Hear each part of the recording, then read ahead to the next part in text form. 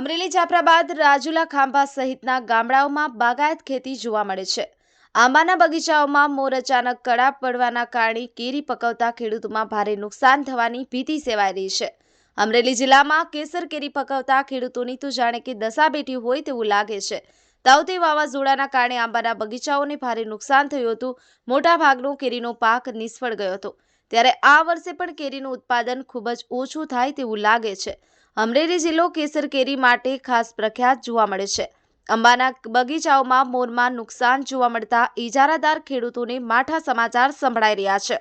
ખાસ કરીને અમરેલી સહિતના રાજુલા, જાફરાબાદ, ખાંભા, બગસરા, ધારી, ગીર પંથકની કેરીના પાકને આ વર્ષે ખૂબ મોટી નુકસાની થવાની ભીતિ સેવાઈ રહી છે।